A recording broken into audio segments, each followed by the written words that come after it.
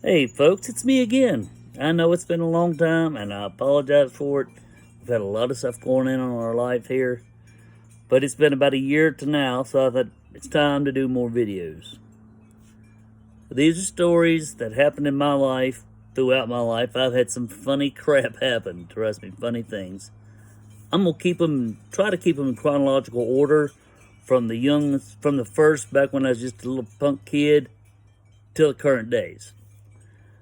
In the first video that I can remember, and I'm going to tell you up front, for all you animal rights activists, don't hurt nothing, don't kill nothing, blah, blah, blah, yada, yada, yada. Well, you bunch of crybabies, it's not going to be a good story for you.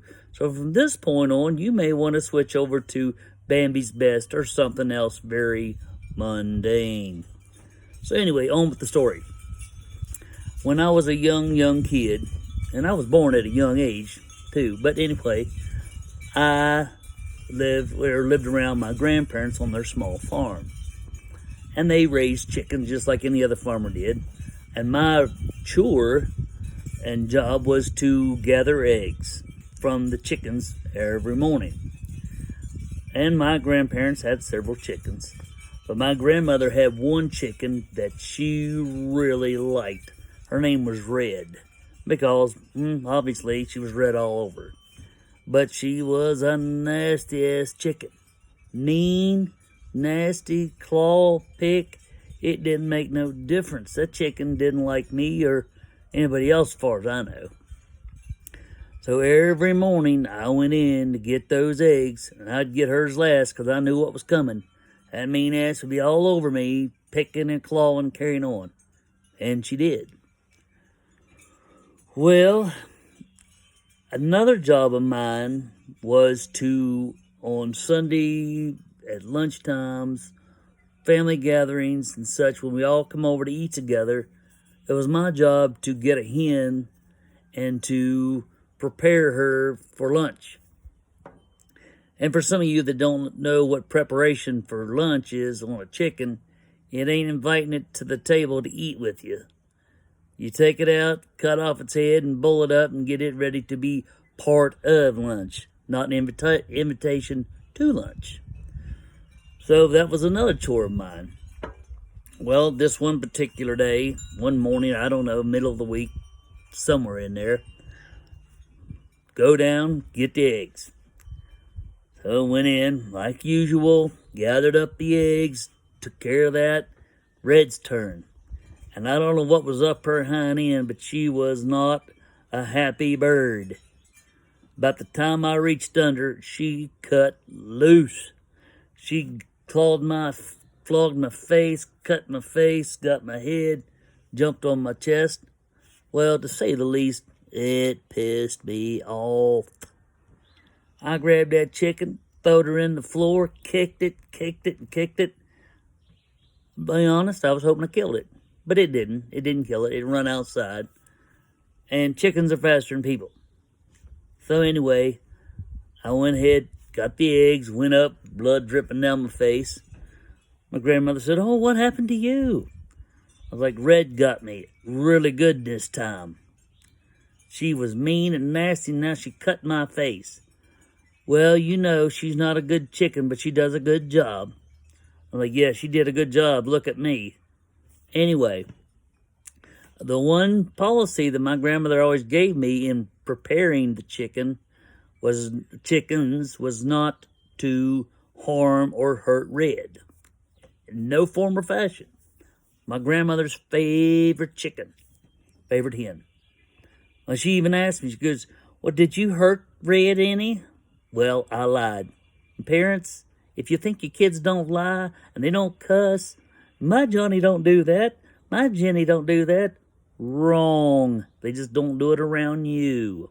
Because I called that bird everything. And like I said before, I kicked the crap out of it. But I told my grandmother, "Oh, no.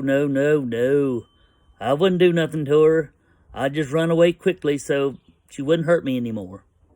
And my grandmother smiled and patted me on the head and wiped the blood off my face. Well, that Sunday morning, my grandmother said, "Well, go get us a hen. we're all going to have a family get-together, and we're going to have chicken and other things to eat. I'm like, okay. Goes, go get us a good one. I'm like, oh, yeah, I'll get us a good one. I got one already chose out. Thought to myself, yeah, Red's going to meet the maker today. So I went down there and grabbed Red up, shook her a couple good times. She didn't like it, and I really didn't care. Took Red out to we had a big round piece of wood, and that was the chop block. It even had a lot of blood on it. I'm sorry. No, I'm not sorry. That's the way country life is. And there was a wash tub underneath it. So after you whack the chicken's head off, throw it under the tub and let it flop till it quit. So I grabbed up Red, took her to the block, said, this is it for you, you dumb piece of crap. Laid the chicken down, grabbed up the hatchet, whack! Off went the head. Now I was supposed to throw it under the wash tub, remember? No. I must have been a sadistic pain in the butt because I throwed her out in the yard to watch her flop around. I guess that whole vengeance is mine thing. Well, about that time, my grandmother stepped around the side of the house to check on me and see how things were going. Brian, how's it going? Are you taking care of it? I said, oh, I took care of it all right. Well, I wasn't thinking that, my grandmother called that chicken Red for a reason. The whole chicken was red. All of its feathers were red. She looks and sees her best hen flopping in the yard with no head. That really upset my grandmother, to say the least. And she whipped my butt, wore my butt out. That's my best hen, you know better, blah, blah, blah. Yeah, I knew better. And my hind end hurt. It was sore.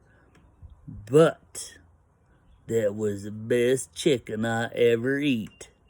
And I never had to worry about Red ever again. So that's the end of the first story of the book. And like I said, I may try to get it published, but I thought I would share a lot of the videos with you, and I'll keep them in order, and I'll keep doing them more regular. I hope you enjoyed this. Keep watching. If you liked it, thumbs up. If not, well, sorry about your bad luck. Don't say anything. No, I'm kidding. Either way, thank you.